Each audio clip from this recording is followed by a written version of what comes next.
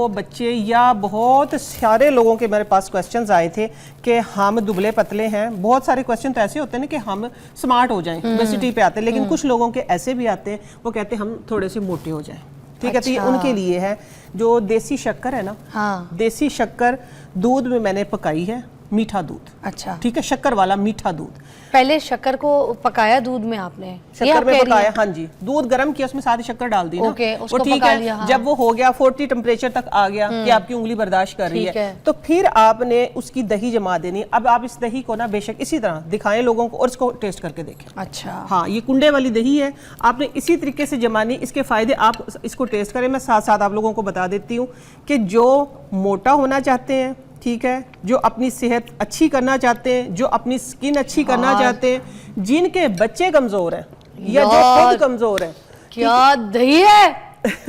Oh my God. मीठा भी देखे इसके अंदर देसी मीठा मैंने डाला है, अच्छे दूध की मैंने दही जमाई है। ये उन लोगों के लिए, ये आपकी कब्ज को ठीक करेगी। जब आपकी कब्ज ठीक होगी, आपका गट सिस्टम ठीक होगा, आपको डकारें नहीं आएंगी, तो आपकी स्किन भी अच्छी होगी। स्किन के साथ साथ आपके बाल अच्छे होंगे। और इसका सबसे बड़ा जो फायदा है, सबसे बड़ा जो फायदा है कि अगर आप केले के ऊपर डाल के, ठीक है, केले के ऊपर डाल के, मिसाल के तौर पे आप, ये केला है, केले को इसके आप सिर्फ जस्ट केला, अगर जिनके बच्चे कमजोर है ना, तो वो सिर्फ केले के ऊपर ये दही डाल के खाएं। दूसरी सूरत में होता है क्रीम और शहद डाल के खाएं, लेकिन अगर ये वाली दही डाल के खाएंगे, बच्चे मोटे भी होंगे।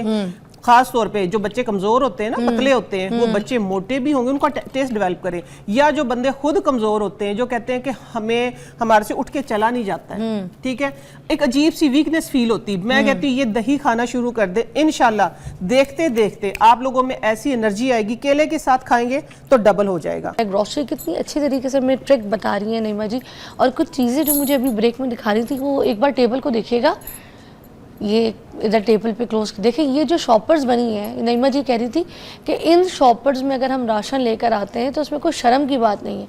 ज़रा बताइएगा इसके बारे में।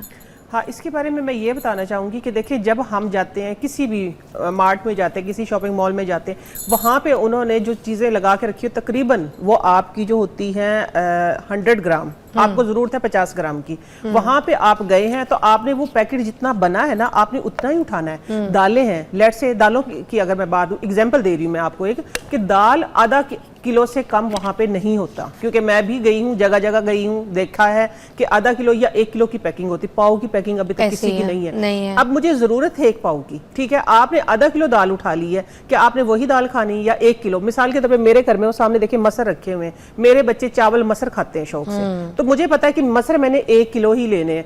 वहां से जहां से मैं ले रही हूँ ना, वहां पे मैं टैक्स भी पे कर रही हूँ। जो उन्होंने बड़े बड़े वो सजाए हुए हैं शॉप्स हमारे लिए सहूलत दी, तो उन्होंने अपने खर्चे भी तो वहीं से निकालने हैं ना। एसी जो चल रहे हैं, जो चल रहे हैं, जो आपको ट्रॉलियां दी हुई, स्टाफ के यूनिफॉर्म्स हैं, सब कुछ सारे खर्चे वहीं से निकाल लें। तो मैं जाके 1 किलो मैंने ले लिए मसर।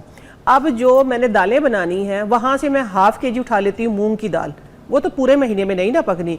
अब मुझे जरूरत है 1 महीने में 2 दफा दाल पकती, 3 दफा पकती। आप करियाना स्टोर पे जाके 100 रुपए की दाल भी मांगेंगे ना, तो आपको 100 की भी देगा। 50 की मांगे, वो 50 की भी देगा। आपने लिए था 100 की? हाँ, 100 की, 50 की। ये देखें लिस्ट है मेरे पास। मैंने मिर्चें जो ली है मैं आपको दिखा देती हूँ।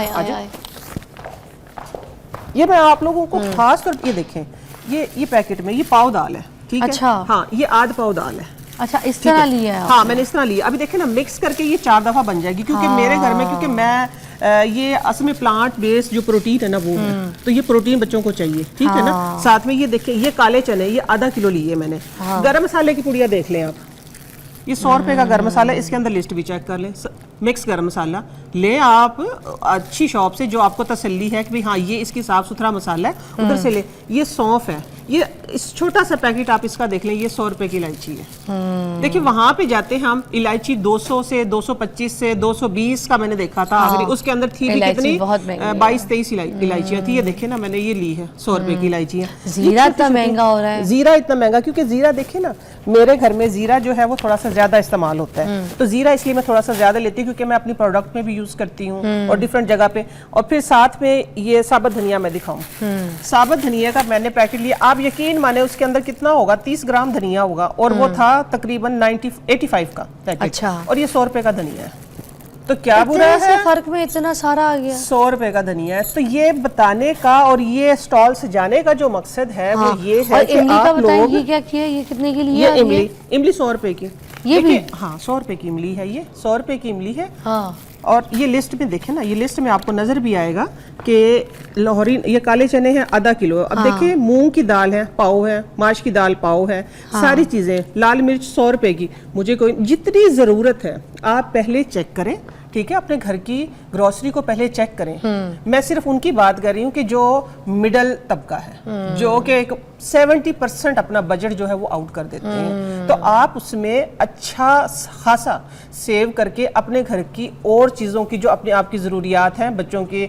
आजकल स्कूलों के खर्चे इतने हैं, आजकल जिनका एक कमाने वाला है वो तो देखिए डेली वेजेस भी जो है वो तो डेली खरीद लाते हैं चीजें, लेकिन जिन्होंने एक टाइम पे खरीदना है वो ज्यादा से ज्यादा 10 से 12 हज़ार अच्छा में अपना नईमा बजट जी पूरा देखें, घरों में आप जाएं लोगों की तो चीज़ों में सुसरियाँ पड़ रही हैं। करें। यही तो मैं बता रही हूँ। हाँ जी, वक्फर उसमें मिकदार में रखेंगे। हाँ। सुसरियाँ, बरसात का मौसम था, बरसात का मौसम चावल था। में बदबू आ गई लोगों के, ठीक बिल्कुल, है, exactly, ये सब कुछ, ये क्योंकि मैंने खुद भी एक्सपीरियंस किया अभी इस बरसात, तो वो सुसरी भी आई आटे के अंदर और चावल में भी बदबू आई, तो मुझे भी एक्सपीरियंस हुआ। मैंने कहा इतना ज्यादा नहीं मंगवाना चाहिए, खराब हुआ ना वो। खराब हुआ, तो मैं लोगों को मैं यही बात बता और रही हूँ। सुसरियाँ तो ऐसे है कि घर में फैल गई, सोफों तक गुजर गई, सोफों तक, अभी देखें ये कपड़े मेरे के पास, सोफे उसमें घुस गई जाके। ये देखें मेरे पास, अब मिसाल के तौर पे ये पैकेट है ना, जो वो पैकेट होते हैं बड़े वाले बने हुए जो हम लेके आते हैं शॉपिंग सेंटर से, कुछ भी जो सील पैक होते हैं, वो क्या होता है फिजा, वो इस तरह पड़े होते हैं ऊपर नीचे, ब्रांडेड ब्रांडेड, वो देखे नहीं जाते। जो नीचे वाला होता है, बहुत सारी खवातीन को ये पता ही नहीं होता कि मेरे पास मूंगी की दाल पहले भी पड़ी है, ये माश की दाल पहले भी पड़ी है, वो ऊपर नीचे आती रहती है, नीचे वालों में कीड़ा लग जाता है, उसकी वजह से सारी कैबिनेट में कीड़ा हो जाता है। तो बहुत अच्छी बात है कि आप अपने घर को अपने बजट के हिसाब से चलाएं, कम खर्च बालानशी। देखिए ये एक औरत होती है, बिल्कुल आपकी बात सही। और कभी कभी जैसे कोई मेहमान आ जाए या कुछ पकाने का दिल कर रहा है, तो आप अपने लिए भी एक पुरानी भूसी हुई दाल निकाल के पका रहे हैं, जो कि आपने रखा हुआ था स्टॉक में लाके। What is this stock? फिर बहुत सारे घरों की फिजा ये बात है कि खाने बचे हुए पड़े होते हैं फ्रिजों में, ठीक है, फिर वो निकाल के कहते हैं कि बस इस सारे सालन में डाल लें। सालन में नहीं, आप जब फ्रेश सालन बनाते हैं ना, चाहे आप दालें बना रहे हैं, आप गोश्त बना रहे हैं, आप सब्जी बना रहे हैं, कोई भी चीज़ है, आपको अगर लग रहा है कि ये ज़्यादा है या कल को किसी मेहमान ने आना है या बच्चों ने कम खाना है, तो आप फ्रेश सालन निकाल के उसको ठंडा करके उसको फ्रीज कर लें। मैं ये नहीं कहती कि फ्रीज किया हुआ अच्छा है, लेकिन जो 10 दिन फ्रिज में पड़ा रहेगा उसके अंदर जो बैक्टीरिया जाएगा, जो फंगल होगा, उससे बहुत बेहतर है कि आप वो निकाल के उसको सेव करें। अचानक से मेहमान आ जाता, आप निकाल के उसको पेश करें, ठीक है। फिर एक और बात मैं बताऊं, क्योंकि आज खानादारी की सारी बात हो रही है, आप लोगों को पता है कि बचे हुए जो सालन होते हैं उसमें अमूमन हम मैश करके पराठे बनवा लेते हैं, लेकिन शोरबे वाले सालन से आपने कभी पराठा बनाया? शोरबे वाले सालन, सालन से शोरबे वाले सालन की आज मैं आप लोगों को एक ट्रिक देके जा रही हूँ। अमूमन ये पता है कि आलू मटर हो गया, आलू गोश्त हो गया, तो आप लोगों ने क्या करना, उसके चावल बन जाते हैं क्योंकि उसमें शोरबा होता है। लेकिन आज के बाद आप आलू मटर है, चाहे आलू गोश्त और चाहे दालें, पतला सालन बचा हुआ है, आपने उसके अंदर ये करना है, टमाटर प्याज मिर्च धनिया ये काट के उसी शोरबे के अंदर, और इतना आटा डालें कि पानी की जरूरत ना, वो आटा गूंदे मैश करके। हाँ जी, आप फिर उसके पराठे बना के देखिएगा। मैं कहती हूँ कि ऐसे फ्लफी, ऐसे मजेदार पराठे कि आप उंगलियां चाटते रह जाएंगे।